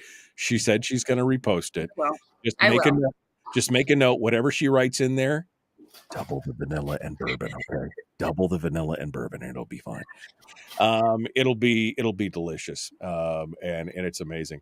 So Sarah, I just wanted to bring you on, and no political agenda, no nothing else. I was laughing because somebody said, oh, the governor's budget drops this week and everything else. And I'm like, yeah, you know what? I'm not even going to talk about it until the 2nd of January. I already told Brad next week, because Brad's like, well, I can talk about the budget because it'll come out on Friday and by Tuesday. And I'm like, no, it's not going to be the weekly top 3. It's going to be the Christmas top 3 this Tuesday. We're going to talk about the 3 favorite Christmas things. So I'm just so ready. You reach that end of the year and you're like, most of the stories are nothing burgers. And that if it is political, it's just kind of he said, she said, blah, blah, blah, blah, blah. Everybody's great. I just want to feel Christmas. Are you a person that feels Christmas all the time? Or are you kind of like some years you're real good and then some years you're not quite so good? How do you feel about it? I get annoyed that now in the stores. The look on her face, folks, on radio, you can't see it. The look on her face when she's like, I'm annoyed. I'm expecting this week that we'll see Valentine's, candy for sale in the grocery store, right? Can't they just be in the moment? Do we have to get 2 months in advance of holidays anymore? Be in the moment. Like, let's enjoy where we're at. We're already living life on fast forward. Let's just savor. Yeah, no, I'm with you. I mean, when you start seeing, my daughter used to work for Michael's, the craft store, and she'd be like, It's amazing. She goes, we get Halloween stuff early September, and by the first week of October, all the Halloween stuff's gone, and we're already selling Christmas and Thanksgiving stuff. And I'm like, it's just, I mean, can we just slow down for a minute and be like, can we just take a breath? Can we just take a breath and enjoy it? Do people plan ahead on any other area of their life like that? Right. I wish they did. Well, no, it would be amazing if they would plan ahead that far in their life, right? Right? It was the old, I used the thing that we were talking to a cruise expert the other day, and I said, that I saw a stat one time that said more people spend more time on planning their 2-week vacation than they do their retirement. And I'm like, what? That was an actual statistic at one point about 15 years ago. They spend more time planning their 2-week vacation than they do their retirement at the ages. And I'm just like, okay, all right, people, we need to plan things out. Yes, I get it, but let's kind of think about it. I'm one of those people that some years I am totally into the Christmas spirit. And then other years I'm like, oh, this was nice, but I'm just, I'm kind of meh. And I don't know if it's, so now I'm always trying to force myself into it, which I don't know if is good or bad, but I'm always trying to just jettison all the stuff that just takes away from that joy. There's just something about Christmas, family. Now, I mean, you've got your family there, raised the whole thing, but there are a lot of people who are far away and they can't do it. So they got to do it on their own. They got to kind of make that Christmas family time and spirit on their own. It can be tough, especially up here in Alaska, especially if you're a transplant from somewhere else. Well, isn't that the beauty of Alaska, is that we have always taken in friends as if they're family. I think that's part of who we are as Alaskans. And for me, it feels awkward when I can't invite some of those friends. If my mom is doing something, at her house, she just wants us kids and grandkids. And I'm like, but they're family. And she doesn't feel the same way about it, because she just wants her immediate family, because they've been, out living life, and she wants everyone at home just like it was when we were growing up. And I'm like, more the merrier. Let's bring in the ones who don't have their big family nearby. No, exactly. I remember one Thanksgiving we had 3 or 4 people over that were they were single. They didn't have, they people that we'd met or known. And that was a fun time. I mean, it's just such a fun time to have other people over and enjoy yourselves. Especially people who are alone during the holidays, that don't have family, that have come up here to work and they're 3,000 miles away from everybody they know or love. And sure, it would be nice to have the holidays of yesteryear. I mean, when I was growing up, now my whole family obviously is from Fairbanks, and we would have our family, our immediate family, mom and dad and us and the kids, all the kids together. But then on Christmas Day, then we'd go over to a relative's house, and it was always rotating between the 3 main siblings of the family. And man, there'd be 35 people there at these big Christmas parties. We go sledding and we'd have presents, and and things change, and that slowly morphed out after my grandparents died and things. It kind of changed a little bit, but it's still that good feeling. And it, although it may change, you can make it good wherever it's at, right? Well, that's the point. I was just talking to my daughter about that last night, that it just, we celebrate Hanukkah and lighting the candles of the menorah. And she's like, it doesn't feel like it. She's wanting all of the merriment and the baking and the smells and the decorations and all the whimsy of this entire month. And I said, and I was holding her close, and I said, this is it right here. This is that holiday feeling. And all of us as family were here. The cookies were out. She's done some decorating and things like that. And it's like, we don't have my oldest Hannah here yet. But what is it? Think about the people who are away from home, or the hostages in Israel, right? Or the Israeli hostages, wherever it is, that they don't have all the whimsy and merriment, they still get to enjoy the holiday. And let's remember what all of this is really about. And we hold our loved ones close. right? That's where we get the warm feels. That's why our moms want their kids and grandkids and nobody else around. They want you to themselves, and they don't want to share with anybody at that point because they're like, I just want to hold my babies close, and it's just taking that moment, right? And whatever it is, we just want to have that moment of being able to enjoy that hot cup of cocoa, that special cookie, under the sparkly lights together. And that's the warm feels, right? I agree. And by the way, those people that want all their family all to themselves, those are the same people that don't share their recipes. Okay. I'm telling you, there's something wrong with them. They should that's a problem. I'm right there. All right. Sarah Vance is our guest. We're going to continue with her here in just a minute, and we'll continue our holiday discussion with Sarah Vance from Homer, and we'll be back with more. It is the Michael Dukes Show. Common sense, liberty-based, free-thinking radio.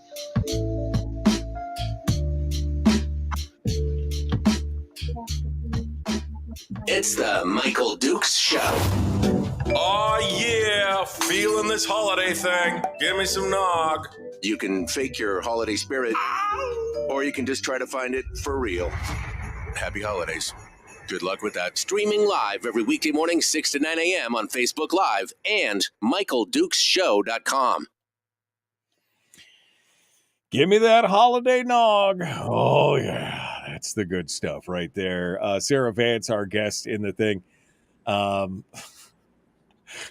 Harold, I pray for you, my friend. I pray for you. Harold, have you had an eggnog latte? That's man, eggnog latte. I know a lot of people talk about pumpkins. It's PSL season, man. It's PSL season. I'm ready to go, and I'm like, no. Eggnog latte. That's the real stuff right there. I'm a little bit of a connoisseur of eggnog. Do you remember? I'm dating myself here. Do you remember MatSu made eggnog? Oh, it was legit. It is. It's totally right. And when I have an embarrassing story to tell you. When the dairy closed, I was so mad that I literally, for about 3 or 4 weeks, I attempted to track down somebody who had worked there so that I could get the recipe for that eggnog. How bad I wanted it, because it was just right. It was just thick. It had the spices. It was just, it wasn't this kind of runny crap that you get these days. I can still see the packet, the carton in my mind. Oh yeah, it was that special. The girl with the parka and the ice skates. I mean, I can remember the whole thing. I mean, it's just, and that's one of my major disappointments to this day, is that I was never able to capture the recipe for MatSu made eggnog. And I know it's made in industrial batches, but someone has that secret, Michael. Someone has it. Between that and the Foodland made a cinnamon pull-apart loaf for years that my grandmother used to buy for the weekends, and we'd have it on the weekends. And it was in this square little loaf pan. It's like monkey bread, only it was like to the 10th level. I mean, it was, and I also tried to find that recipe. Was never able to do it after Foodland got bought up by Cars. That was before they were Cars, And so those are the 2 recipes. If I ever am able to find those recipes, I will share it with the world, because they are just, it's so good. But yeah, something about drinking that eggnog and just hanging out and feeling like you said, sitting there under the lights, feeling the spirit, feeling that love and the joy and being thankful. I think that's really what it is for me. It's that I feel that thankfulness as I sit there with my family for just what we have. All the other stuff, the April 15th tax deadline and the things and my hangnail and everything else, it just kind of all goes away, right? I mean, I think that's what it is. It's the thankfulness. Yes, and we slow down a little bit more to love on our family and friends. Yeah, we focus on what's really important. See, that's the thing with today. And again, not to get too political, but we're going to do it, Michael. No, we reach that phase in our lives and technology where we are just constantly inundated by stuff and things and news and ads, and it's just like whoosh, whoosh, it's just going by us so fast. I mean, we feel like we're going at light speed the whole time, and it's like times like this that just allow us to slow down and be like, I can enjoy this warm moment.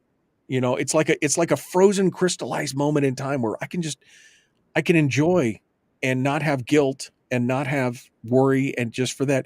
And maybe it's an illusion, but it feels so good. It feels so good right there to be right there, doesn't it? It does. Jeff and I prioritized early before we ever had children. We said that we wanted dinner time to be sacred, and especially Friday night dinner as a family, because we knew that as our children got older and they were going to be involved in different things, that we for sure needed to have at least one dinner a week that was sacred, that it was family time, that we would prioritize and stop everything and make it special. And we've been able to carry that on. Now, we're not perfect, obviously, and there are things that are beyond our control, but that has been a way that we've kept that same holiday feeling of just being able to slow down with each other as a family and give each other that love every week. Well, and that's a brilliant idea. I mean, I was talking to Terry the other day, and all my kids are all, they're growing, they're grown, and so it's harder for us, to have, we might have a sit down dinner once a month, and that's a tough thing. We need to have more of that. It is definitely important. Sarah Vance is our guest. We're going to continue here. The Michael Duke Show, Common Sense, Liberty Based, Free Thinking Radio. Let's do this.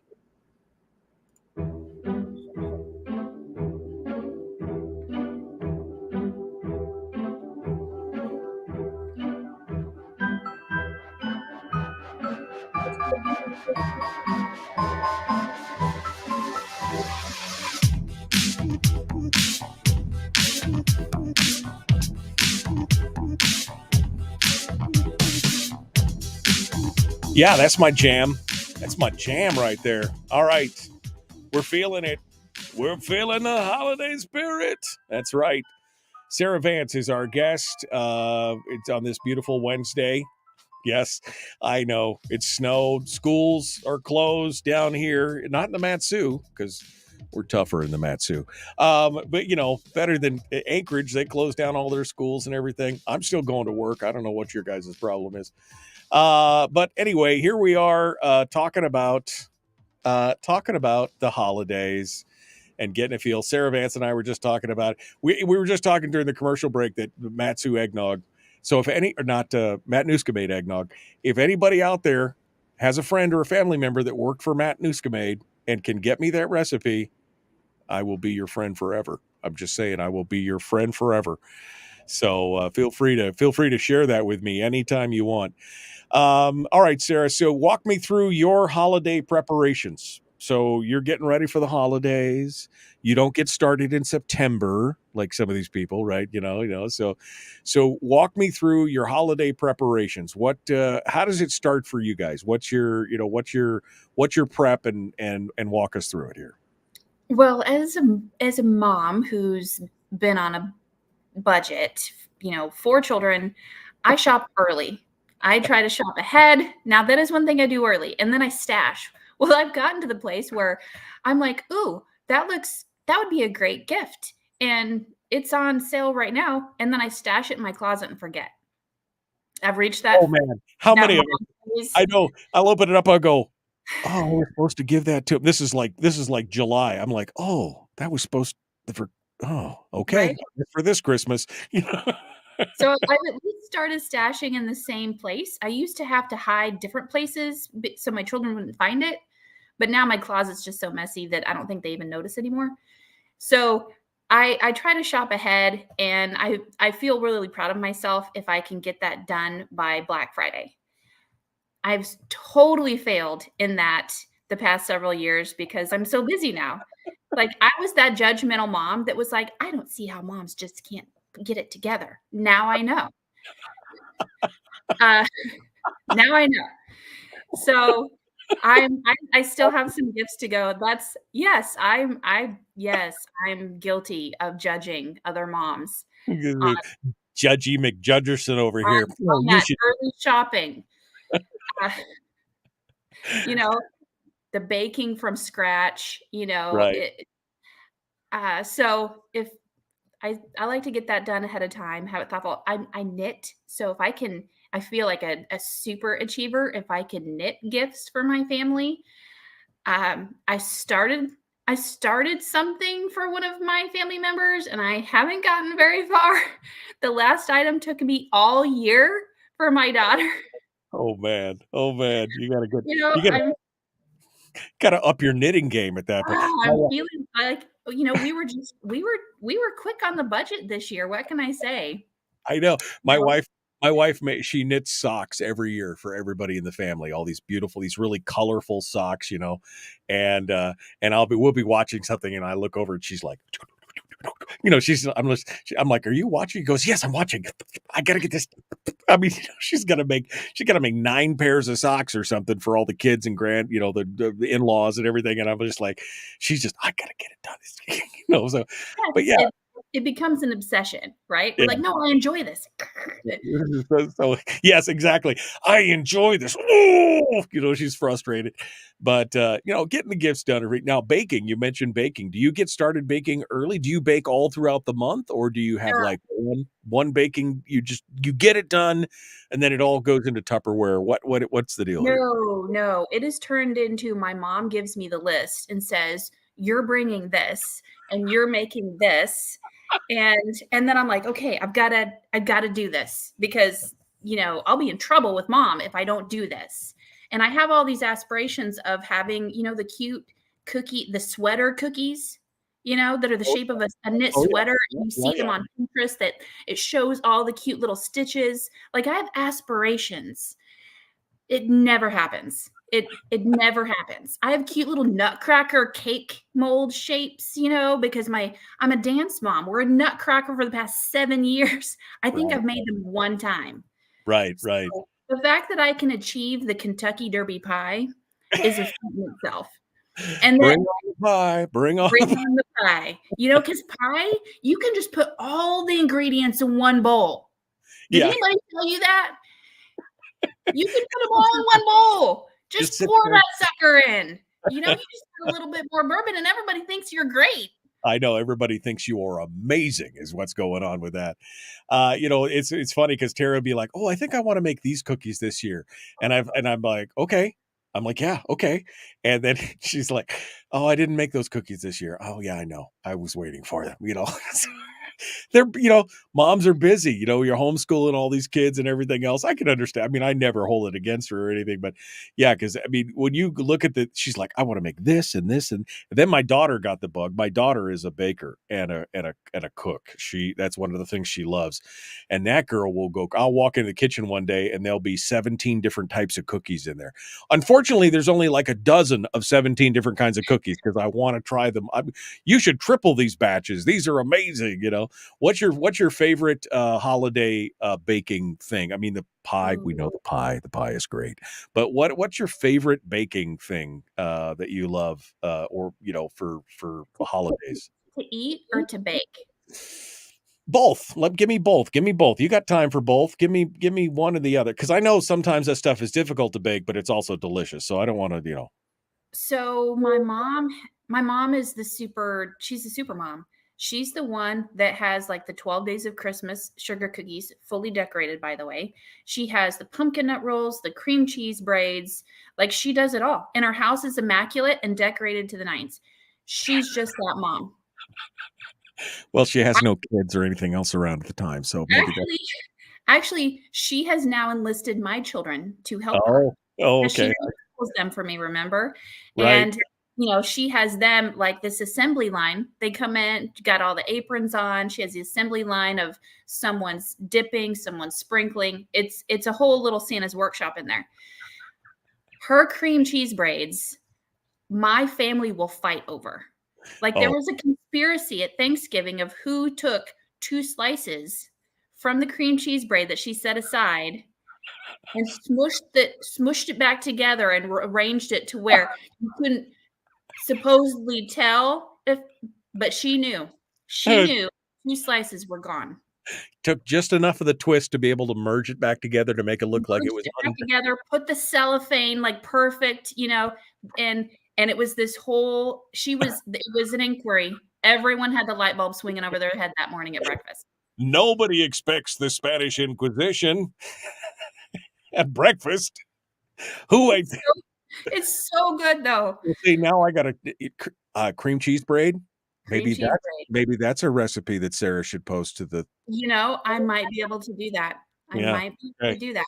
I'll fight Mama Vance on that if we need to, but I just, cream cheese. I'd love me a great cream cheese Danish or something like that. That's just, yeah. And those you can make ahead and freeze and pull them out, and they're still as amazing. Like cold, warm, I don't care.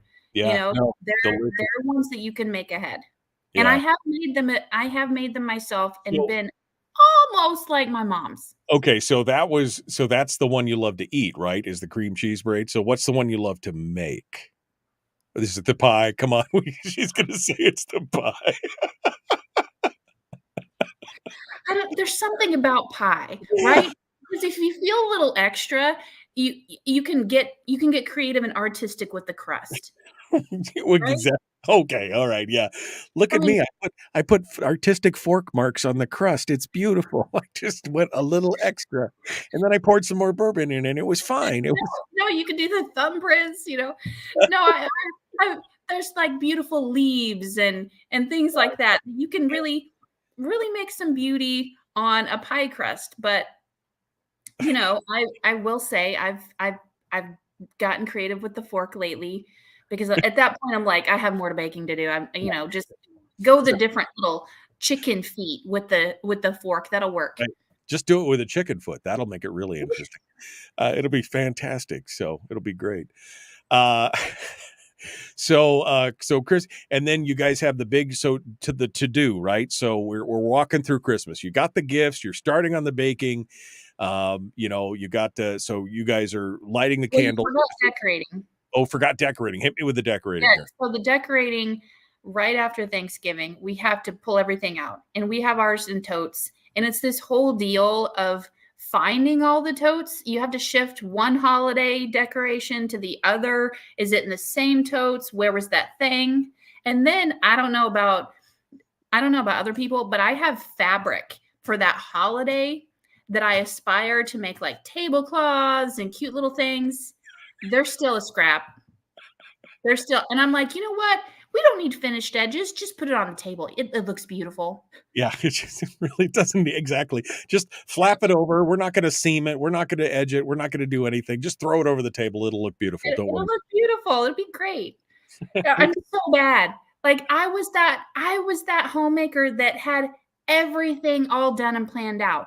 I sewed my curtains. I sewed my daughter's dresses. I had the matching apron in the kitchen, and I did all of those things. I made my own grape jelly from my grapevine, and now I'm just like, Pillsbury works. Yeah, no, exactly. Look at that. Hey, look, Kraft, they've got a brand new jelly. Oh, that's fine. That'll go right in the cart. That'll be fine. You want new drapes? Here's the card, honey. Go down to Walmart and make that happen. Yeah. It's amazing what happens when we get busy, right?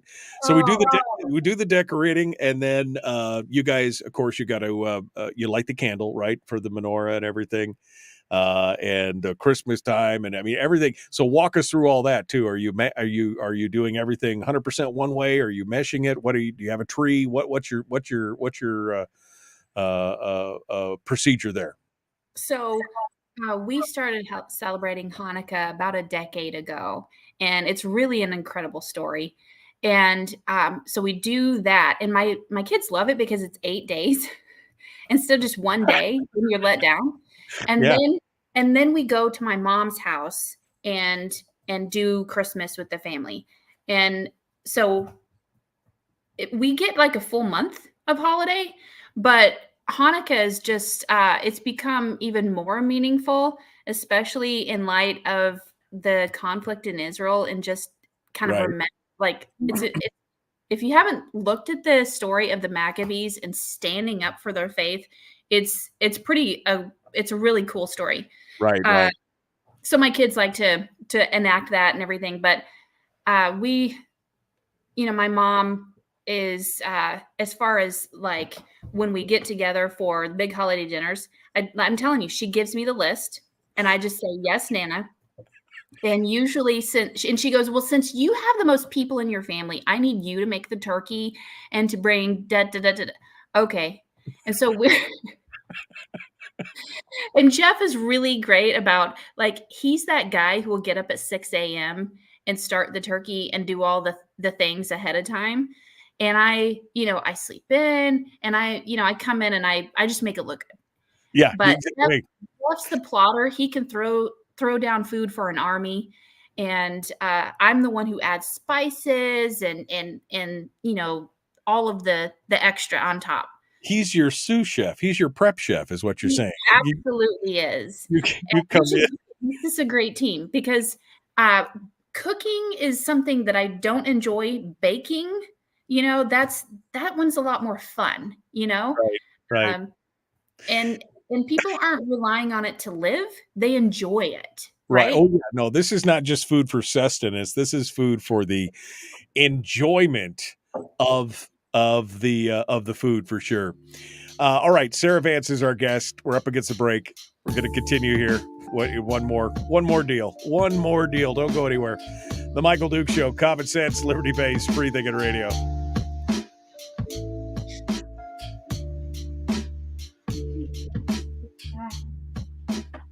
It's the Michael Dukes Show. Oh, it's a magical Christmas time again.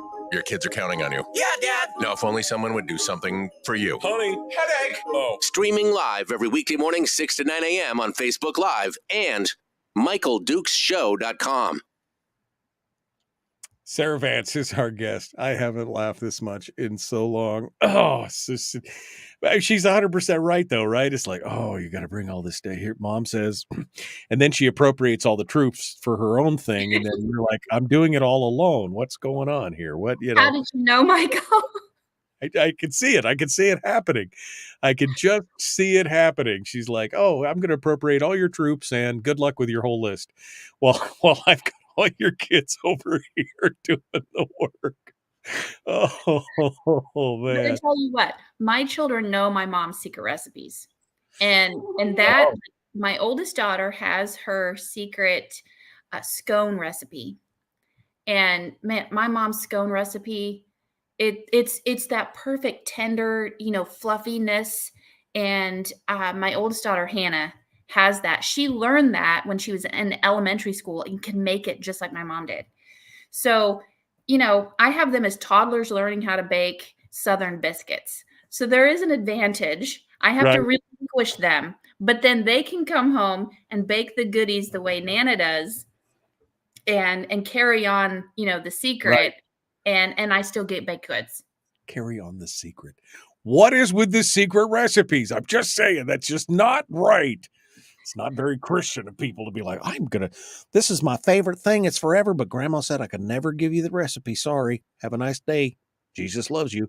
No, he doesn't, because you're not giving me the recipe. I mean, you know what I think it is? I think part of it is they just grab it by the hand and stick it in, and they don't remember. They just kind of improvise. I agree. Yeah, no, I agree with that. I think some of those secret family recipes are just, I'm making stuff up as I go along. Oh, that looks good. I'll throw some of this and throw that. And there is no, I think sometimes they're just too embarrassed to say, I really don't know how much of everything goes in. I just put it in until it looks good, so, but hey, if it works, teach me. I will be your Padawan. Teach me. Yes. I will come and learn. I'll use half my hand because your hands are smaller than mine when I drop stuff in or whatever. It's not the same, Michael. It's not the same. My mom's iced tea always tasted better than everyone else's. Oh, well. So everyone wanted to drink out of my mom's iced tea glass. It's the love. It's the love. It's the love, But I know the secret ingredient. Oh, my son's saying he knows the secret ingredient. Well, better not say it on the radio. Because better not. But when I first got married, I told my mom the one thing that I really wanted from her was a cookbook of her recipes. She's like, what? Because if you went to her box, It was a receipt that she wrote on the back of in cursive that's faded with oil Crisco spots on it. And it would say like a bag of powdered sugar, a stick of margarine, a box of Jell-O. Mom, what is this? How much is this? Well, it's just a bag of that. Well, what do you mean? Just a little bit. I know. I had when I left the house, I had I did it. I took it upon myself to I got this little card, spiral bound card thing, and I wrote down all my favorite recipes and left. And I was looking at it the other day. Now that's 40 years ago. I've had this the cards are falling out of it because it was perforated, because I was an idiot. I shouldn't have gotten the perforated ones, And I'm looking at it and I'm like, oof, I'm glad I wrote some of these down, because I couldn't. And a good thing I made them enough that I don't have to read it, because it's got splattered stuff all over it and everything else. Oh man. So here's the burning question for many people is Christmas, turkey or ham? That's the question. Turkey, because again, our family uses leftovers to make the chicken enchiladas. Okay, chicken. Well, they're turkey enchiladas then. They're not chicken. Sorry, turkey enchiladas, but it's like it has cream cheese and flour tortillas, so it's more of a blonde enchilada, and it's almost like we've had to argue with my mom saying, just skip the traditional dinner, let's go straight to that because it's so good. And she holds out. She's like, no way, not going to do it. You have to wait. Just no, you got it. We do the turkey for Thanksgiving, and then we do the bourbon and brown sugar ham for Christmas. And then sometimes I do a bourbon and brown sugar ham for New Year's, and then I may do one for Easter, because I might like the bourbon and brown sugar ham. But last year we ended up doing, for the first year ever, we did prime rib. And that was a nice change, for that thing. But yeah, you got to have that main meat. I get my turkey at Thanksgiving, and then this year I cooked 2 turkeys. I cooked one, and then 2 days later I cooked another, because I just wanted more turkey. Terry makes a turkey tetrazzini, which is a cheesy cream noodle with the leftover turkey. So good. So good. All right. And then Harold says, 40, you're only 51. Okay, Harold, so let's keep up. I'm 54, and I said nearly 40 years because I left the house when I was 17. So, hey, do the math, buddy. You don't know everything. Surprise! All right, here we go. We're jumping back into it. The Michael Duke Show. Common sense, liberty-based, free-thinking radio. Oh, bah humbug. Here we go.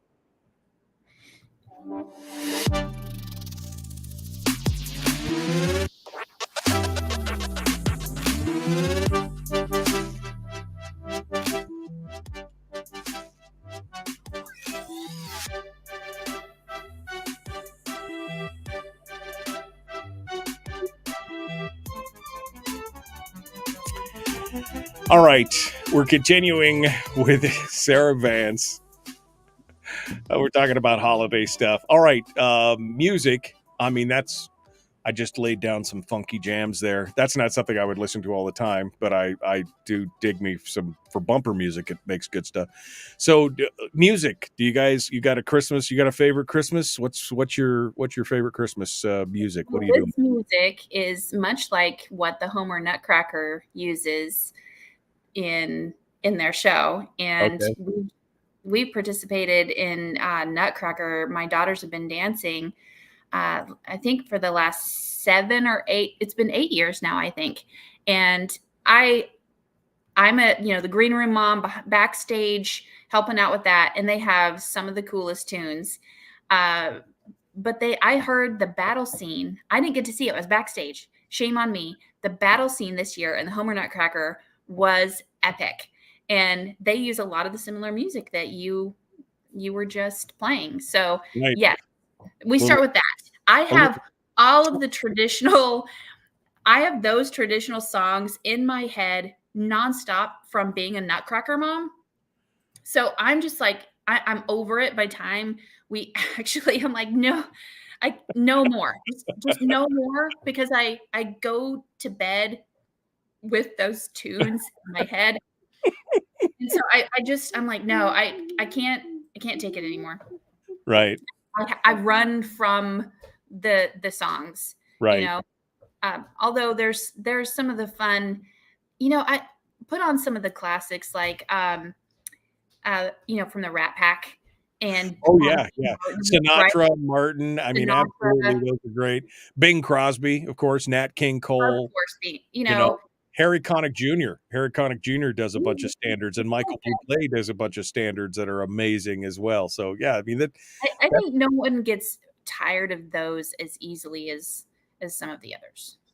Yeah, no, absolutely. Now, how about movies? Do you do? Because my wife, my wife, she the other day we were sitting down. She goes, "Okay." She brings out a list. She goes, "Okay, so here's what we got to watch. We got to watch Miracle on 34th Street, and we got to watch It's a Wonderful Life. We got to watch Elf. We got to watch a Muppet Christmas Carol. We got, she's just going through the list. Christmas Story. You'll shoot your eye out. That's one that I never got into. I've seen that like 3 times my whole life. And it's just one that I know that's sacrilegious to some people, but I'm like, I just never got into that. I don't know why, but it was just not one that I've watched a whole lot of. But a lot of people, that is their Christmas go-to. Well, and the funny thing is, remember when we were kids, there was TBS and they edited out like all the things that we didn't know were there as a kid when we would watch these shows on TV. And so you think we're going to watch this, we'll rent this and watch it as a family with our young innocent children. And all of a sudden there's all the expletives that you didn't know existed. I was that mom. So disappointed. I was so disappointed in myself. So disappointed in myself. My poor innocent little Hannah going, Mama. I can't believe they said that. All right, so Christmas Story. White Christmas. Oh yes. Danny Kaye, Kaye, I'm gonna live in the house. Yeah, Danny Kaye and Bing Crosby and Rosemary Clooney. I mean, what a great Holiday Inn, White Christmas. The new classic for us, of course, is Elf, which I mean, Elf. Swirly, swirly gumdrops. Wait a second. 20 years. What? Elf is 20 years old. No way. We were just doing this 2003. Elf came out in 2003. I don't believe it. I know. I had to Google it. Like I was like, my wife was like, "You don't realize this?" I'm like, "What?" She's like 20 years old. I guess that makes it a classic already. I mean, but wow.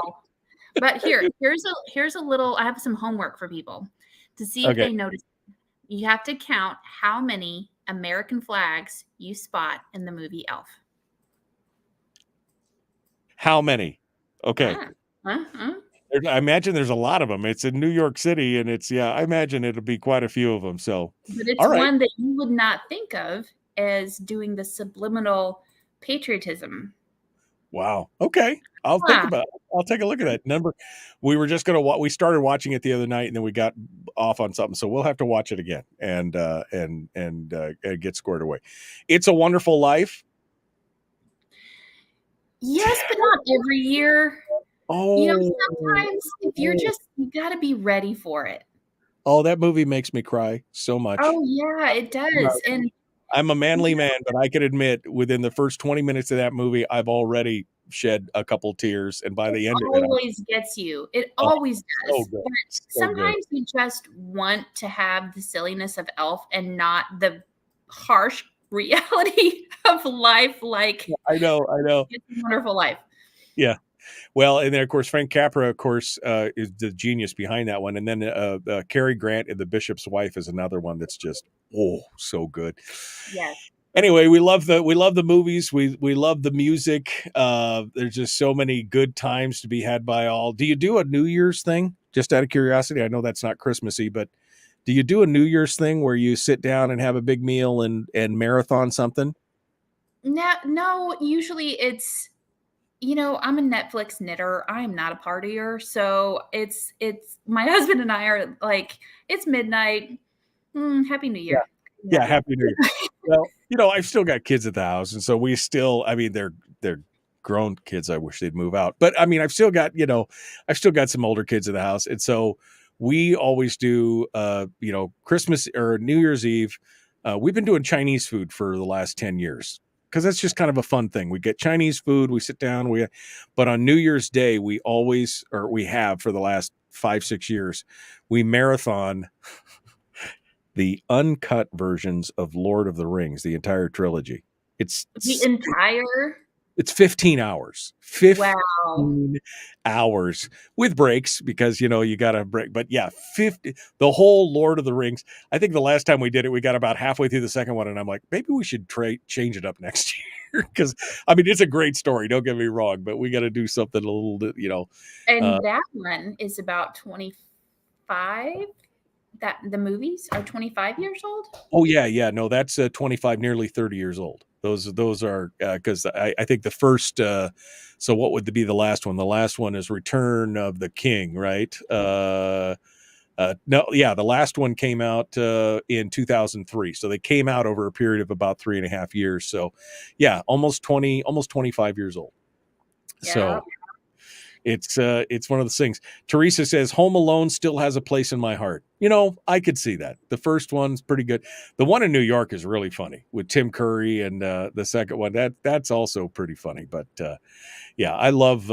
It's just something about it. It brings back that whimsy. It brings back the fun stuff. You need that. You need that relax and the laugh. One that I exposed my children to last year. You're talking about my Christmas Story. I exposed my kids to Jingle All the Way. Do you remember that one with Arnold Schwarzenegger and Sid? Yes. They had never seen it, and we all had a great. It's cheesy, but we had such a great laugh. That one and Scrooged with Bill Murray, where he played the modern day Ebenezer Scrooge. You just got to find something new, something fun.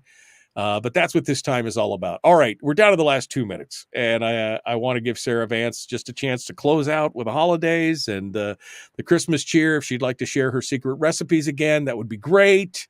But whatever it is, Sarah Vance, rep from Homer, it's all you. Well, I want to invite people to my open house at the Homer LIO next Wednesday. You can come. I'm going to have cookies. And you know what? I should print up some of my recipes and share. Yes. So come by the Homer LIO. It's on the corner of Pioneer and Bartlett Street next Wednesday afternoon. And we will have cookies and maybe some hot cocoa and things like that. And you can just connect with me, talk to me about whatever you want, swap recipes. That would be fun. And just say happy holidays, Merry Christmas, and just be able to reconnect. I think that's a fantastic idea. So next Wednesday, the LIO down there off Pioneer. What time again? Well, I'm thinking noon to 6. That way, if you're on your lunch break or after work, you could come by. I'm going to be there all day, and hopefully there will be enough cookies for everybody. Are you making the cookies? Are you making the cookies? That's the question. Well, we'll see. I'm not going to make any promises. You know me. I don't make any promises I can't keep.